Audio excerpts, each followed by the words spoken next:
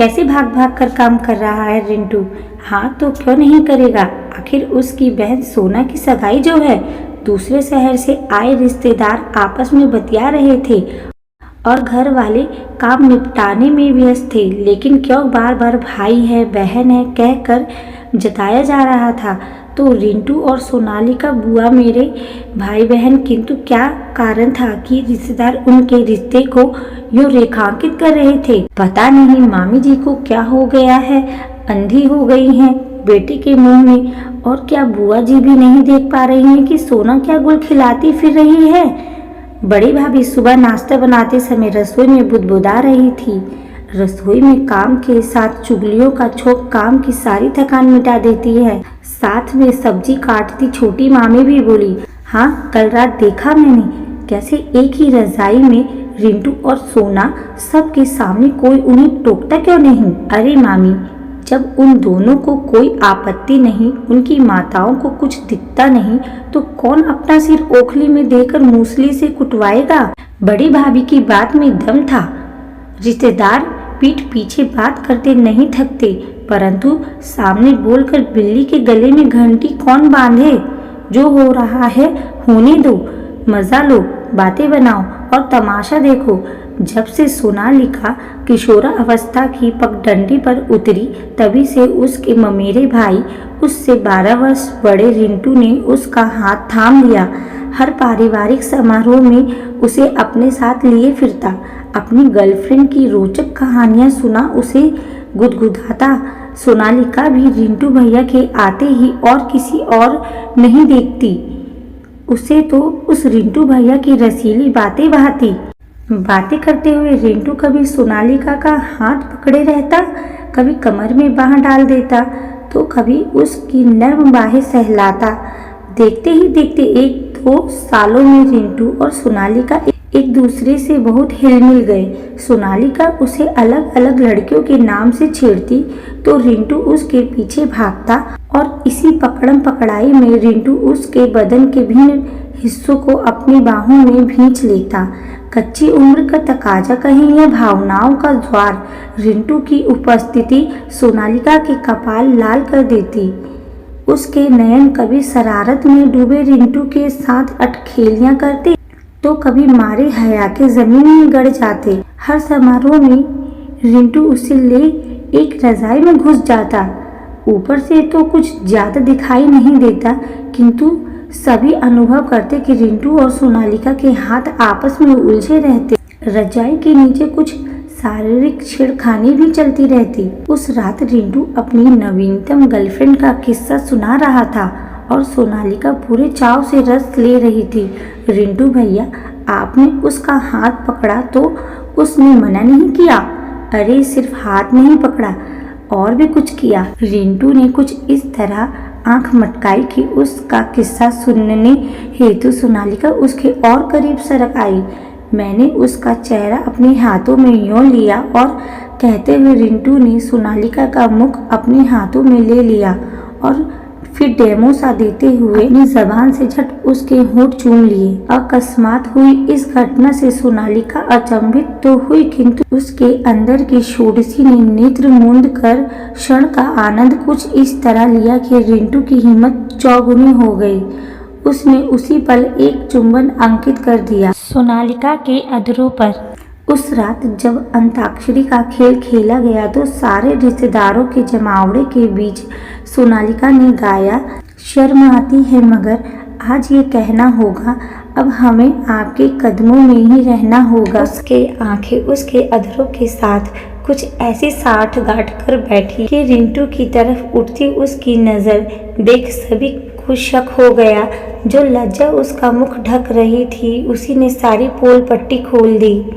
अरे सोना, यह गाना 1968 की फिल्म पड़ोसन का गाना तुझे कैसे याद आ गया। आजकल के बच्चे तो नए नए गाने गाते हैं। ताई जी ने तो कह भी दिया। जब रिंटू और सोनालिका की माताएं गपशप में व्यस्त हो जाती, अन्य औरतें उन दोनों की रंगरेलियां देख चटकारे लेती।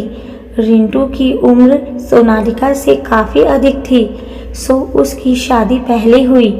रिंटू की शादी में सोनालिका ने खूब धूम मचाए रखी। किंतु जहां अन्य सभी भाई बहन भाभी भाभी कहकर नई नवेली दुल्हन रत्ना को घेरे रहते, वहीं सोनालिका केवल रिंटू के आसपास नजर आती। सब रिश्तेदार भी हैरान थे कि यह कैसा रिश्ता था दोनों के समक्ष। क्या अपनी शारीरिक इच्छा व इश्कबाज स्वभाव के चलते दोनों अपना रिश्ता भी भुला बैठे थे? सामाजिक मर्यादा को ताक पर रख दोनों बिना किसी झिझक वो करते जो चाहते, वहाँ करते जहाँ चाहते। उन्हें किसी की दृष्टि नहीं चुभती थी, उन्हें किसी का भय नहीं था। रिंटू की शादी के बाद भी हर पारिवारिक गोष्ठी में सोनालिका ही उसके निकट बनी रहती। एक बार रिंटू की पत्नी रत्ना ने सोनालिका और रिंटू को हाथों में हाथ लिए बैठा देखा। उसे शंका इस कारण हुई कि उसे कक्ष में प्रवेश करते देख रिंटू ने अपना हाथ वापस खींच लिया। बाद में पूछने पर रिंटू ने जोर देकर उत्तर दिया, कम ऑन यार, मेरी बहन है यह। उस बात को करीब 4 वर्ष के अंतराल के बाद आज रत्ना लगभग भुला चुकी थी। अगले दिन सोनालिका की सगाई थी। लड़का माता पिता ने ढूंढा था। शादी से जुड़े उसके सुनहरे स्वप्न सिर्फ प्यार मोहब्बत तक सिमटे थे। इसका अधिकतम श्रेय रिंटू को जाता था। सालों से सोनालिका को एक प्रेमावेश पूर्ण छवि दिखा, प्रेमालाप के किस्से सुनाकर उसने सोना के मान सपटल पर बेहद रुमाली कल्पनाओं के जो चित्र उकेरे थे, उनके परे देखना उसके लिए काफी कठिन था। सगाई हुई और शादी भी हो गई, मगर अपने ससुराल पहुंचकर सोनालिका ने अपने पति का स्वभाव काफी शुष्क पाया। ऐसा नहीं कि उसने अपने पति के साथ समायोजन की चेष्टा नहीं की। साल भर में बिटिया भी गोद में आ गई, किंतु उनके रूखे व्यवहार के आगे सोनालिका भी मुरझाने लगी। 1.5 साल बाद जब छोटी बहन की शादी में वह मायके आई तो रिंटू से मिलकर एक बार फिर खिल उठी थी। शादी में आई सारी औरतें सोनालिका और रिंटू को एक बार फिर समीप देख अचंभित थी। अब तो शादी भी हो गई, बच्ची भी हो गई, तब भी हद है भाई सोना की। बड़ी भाभी बुदबुदा रही थी कि रत्ना रसोई में आ गई। क्या हुआ भाभी? रत्ना ने पूछने पर बड़ी भाभी ने मौके का फायदा उठा सरलता से और बेबाकी से कह डाला, कहना तो काफी दिनों से चाहती थी रत्ना, पर आज बात उठी है तो बता ही देती हूँ। जरा ध्यान रखना रिंटू का। यह सोना है ना, शुरू से रिंटू के पीछे लगी रहती है। अब कहने को तो भाई बहन है, पर क्या चलता है दोनों के बीच यह किसी से छिपा नहीं है। तुम रिंटू की पत्नी हो, इसीलिए तुम्हारा कर्तव्य है अपनी गृहस्थी की रक्षा करना। सो बता रही हूँ। बड़ी भाभी की बातें सुन रत्ना का चिंतित होना स्वाभाविक था। माथे पर उभर आई पसीने की बूंदों को पोंछती वह बाहर आई तो सोनालिका और रिंटू के स्वर सुन वो किवाड़ की ओट में होली। कैसी चुप सी हो गई है सोना, क्या बात है? मेरी सोना तो हमेशा हंसती खेलती रहती थी, रिंटू कह रहा था और साथ ही सोनालिका के केशों में अपनी उंगलियां फिराता जा रहा था। रिंटू, आप जैसा कोई मिल जाता तो बात ही क्या थी। क्या यार, हम भाई बहन क्यों हैं? क्या कुछ भी नहीं हो सकता? कहते हुए सोनालिका रिंटू की छाती से लगी खड़ी थी कि रत्ना कमरे में प्रविष्ट हो गई। दोनों हतप्रभ हो गए और जल्दी स्वयं को व्यवस्थित करने लगे। भाभी आओ ना, मैं रिंटू भैया से कह रही थी कि इतना सुहावना मौसम हो रहा है और ये है कि कमरे में घुसे हुए हैं, चलो ना छत पर चलकर कुछ अच्छी सेल्फी लेते हैं। कहते हुए सोनालिका रिंटू का हाथ पकड़ खींचने लगी। नहीं, अभी नहीं, मुझे कुछ काम है इनसे। रत्ना के रुखाई से बोलने के साथ ही बाहर से बुआ जी का स्वर सुनाई पड़ा, सोना जल्दी आ, देख जमाई राजा आए हैं। सोनालिका चुपचाप बाहर चली गई। उस शाम रत्ना और रिंटू का बहुत बड़ा झगड़ा हुआ। बड़ी भाभी ने भले ही सारा ठिकरा सोनालिका के सिर फोड़ा था, पर रत्ना की दृष्टि में उसका अपना पति भी उतना ही जिम्मेदार था, शायद कुछ अधिक, क्योंकि वह सोनालिका से कई वर्ष बड़ा था। आज रिंटू का कोई भी बहाना रत्ना के गले नहीं उतर रहा था, पर अगली दोपहर फिर रत्ना ने पाया कि सोनालिका सेल्फी ले रही थी और और इसी बहाने उसका व रिंटू का चेहरा एकदम चिपका हुआ था। ये कार्यकलाप भी सभी के बीच हो रहा था। सभी की आंखों में एक मखौल था, लेकिन होठों पर चुप्पी। रत्ना के अंदर कुछ चटक गया। रिंटू की और उसके वेदना भरी दृष्टि भी जब बेकार हो गई, तब वह अपने कमरे में आकर निढाल हो बिस्तर पर लेट गई। पसीने से उसका पूरा बदन भीग चुका था।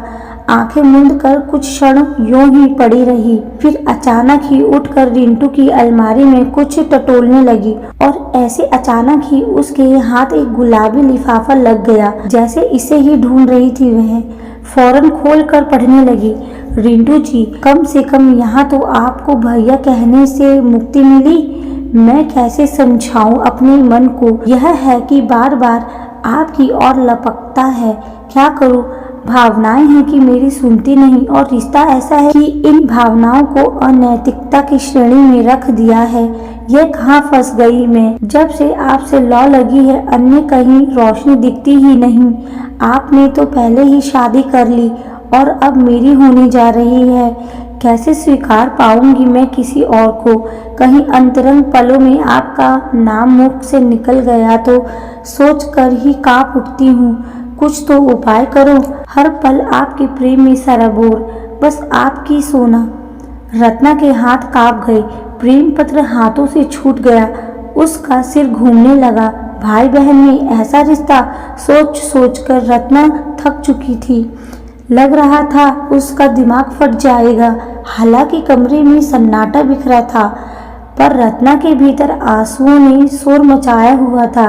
इस मन मस्तिष्क की ऊहापोह में उसने एक निर्णय ले लिया। वह उसी समय अपना सामान बांध मायके लौट गई। सारे घर में हलचल मच गई। सभी रिश्तेदार गुपचुप सोनालिका को इसका दोषी ठहरा रहे थे, लेकिन सोनालिका प्रसन्न थी।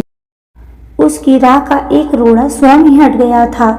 इसी बीच शादी में शामिल होने पहुंचे सोनालिका के पति के कानों में भी सारी बातें पड़ गई। ऐसी बातें कहाँ छिपती हैं भला। जब उन्होंने अपनी पत्नी सोनालिका से बात साफ करनी चाही, तो उसने उल्टा उन्हें ही 4 बातें सुना दी। आपकी मुझे कुछ भी बोलने की हैसियत नहीं है। पहले रिंटू भैया जैसा बनकर दिखाइए, फिर उन पर उंगली उठाइएगा। भन्नाती हुई सोनालिका कमरे से बाहर निकल गई। हैरान परेशान से उसके पति भी बरामदे में जा रहे थे कि रत्ना के हाथों से उड़ा सोनालिका रिंटू का प्रेम पत्र उनके कदमों में आ गया। मानो सोनालिका की सारी परतें उनके समक्ष खुलकर रह गई। उन्हें गहरी ठेस लगी। गृहस्थी की वह गाड़ी आगे कैसे चले जिसमें पहले से ही पंचर हो। दिल कसमसा उठा, मन उचाट हो गया। किसी को पता भी नहीं चला कि वह कब घर छोड़कर लौट चुके थे। एक अवैध रिश्ते के कारण आज 2 घर उजड़ चुके थे। रिश्तेदारों द्वारा बात उठाने पर रिंटू ऐसी किसी बात से साफ मुकर गया। कैसी बात कर रहे हैं आप लोग, शर्म नहीं आती? सोना मेरी बहन है। लेकिन प्रेम पत्र हाथ लगने से सारी रिश्तेदारी में सोनालिका का नाम बदनाम हो चुका था। इसका भी उत्तर था रिंटू के पास। सोना छोटी थी, उसका मन बहक गया होगा। उसे समझाइए, अब वह एक बच्चे की माँ है। यह सब उसे शोभा नहीं देता। पुरुष प्रधान समाज में एक आदमी ने जो कह दिया, रिश्तेदार नातेदार उसी को मान लेते हैं। गलती केवल औरत की निकाली जाती है। प्यार किया तो क्यों किया, उसकी हिम्मत कैसे हुई कोई कदम उठाने की। और फिर यहाँ तो रिश्ता भी ऐसा है कि हर तरफ थू-थू होने लगी। सोनालिका एक कमरे में बंद अपना चेहरा हाथों से ढांपे, सिर घुटनों में टिकाए, जाने कब तक बैठी रही। रात कैसे बीती पता नहीं। सुबह जब मेहरी साफ सफाई करने गई तो देखा सोनालिका का कोई सामान घर में नहीं था। वह रात को 2 अटैचियों में सारा सामान, जेवर, पैसे लेकर चली गई थी। महीनों तक पता नहीं चला कि रिंटू और सोनालिका कहाँ हैं। दोनों घरों ने कोई पुलिस रिपोर्ट नहीं कराई, क्योंकि दोनों घर जानते थे कि सच्चाई क्या है। फिर उड़ती उड़ती खबर आई कि मनाली के रिजॉर्ट में दोनों ने नौकरी कर ली है और साथ साथ रह रहे हैं, पति पत्नी की तरह या वैसे ही, कौन जानता है। आपको यह कहानी कैसी लगी प्लीज कमेंट करके बताइए। कहानी सुनने के लिए धन्यवाद।